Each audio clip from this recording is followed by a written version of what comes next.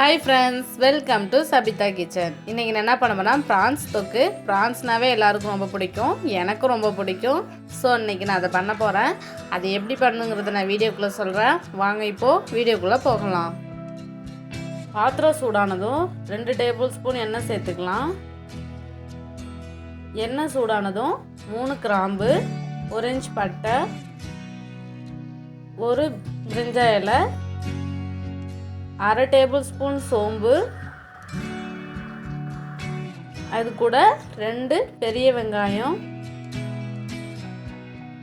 2 பச்சை மிளகாய் சேர்த்துட்டு இதை நல்லா மிக்ஸ் பண்ணி விட்டுக்கலாம். வெங்காயம் நல்லா பொன்னிறமாக ஆகிற வரைக்கும் நம்ம வதக்கி விட்டுக்கலாம். இப்போ வெங்காயம் நல்லா வதங்கிடுச்சு. அது கூட நான் 2 பெரிய தக்காளி கட் பண்ணியிருக்கேன், அதையும் சேர்த்துக்கிறேன். சேர்த்துட்டு இது கூட கொஞ்சமாக கருவேப்பிலை, இதை நல்லா மிக்ஸ் பண்ணி விட்டுக்கலாம். தக்காளி நல்லா வதங்கணுங்கிறதுக்காக நான் கொஞ்சமாக உப்பு சேர்த்துக்கிறேன்.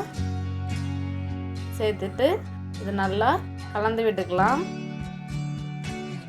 தக்காளி வெந்ததும் நான் 1/2 டேபிள்ஸ்பூன் அளவுக்கு இஞ்சி பூண்டு பேஸ்ட்டு சேர்த்துக்கிறேன். சேர்த்துட்டு இதையும் நல்லா மிக்ஸ் பண்ணி விட்டுக்கலாம். இஞ்சி பூண்டோட பச்சை வாசம் போகிற வரைக்கும் நல்லா வதக்கி விட்டுக்கலாம். இப்போ இதில் 1 டேபிள்ஸ்பூன் கரம் மசாலா, 1 டேபிள்ஸ்பூன் தனி மிளகாய் தூள், 1/2 டேபிள்ஸ்பூன் அளவுக்கு தனியா சேர்த்துக்கிறேன்.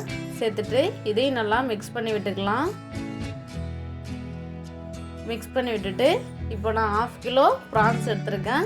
அந்த ப்ரான்ஸ் நல்லா அந்த குடல்லாம் ரிமூவ் பண்ணிவிட்டு கழுவிட்டு அதில் மஞ்சத்தூள் போட்டு நான் ரெடி பண்ணி வச்சுருக்கேன். அதையும் இதில் சேர்த்துக்க போகிறேன். சேர்த்துட்டு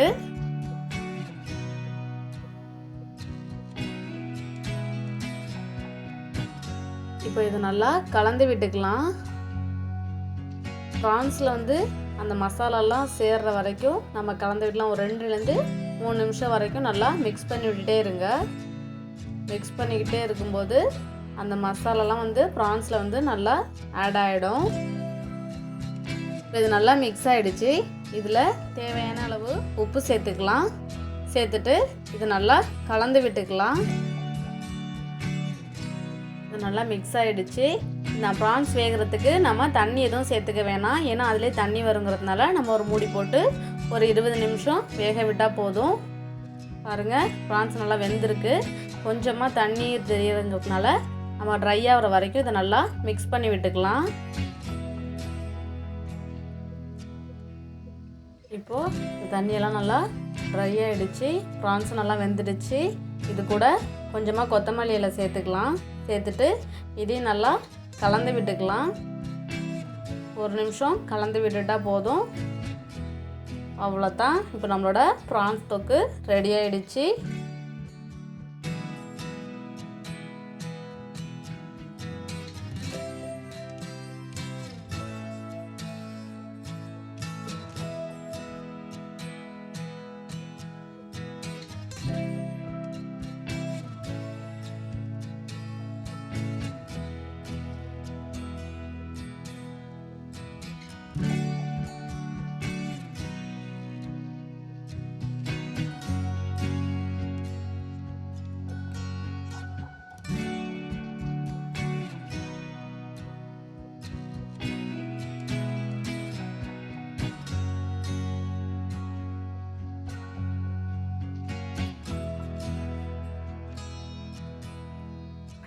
ஓகே ஃப்ரெண்ட்ஸ், நம்மளோட ப்ரான்ஸ் தொக்கு ரெடி ஆகிடுச்சு. அது எப்படி ரெடி பண்ணுங்கிறத நீங்கள் வீடியோக்குள்ளே பார்த்தீங்க.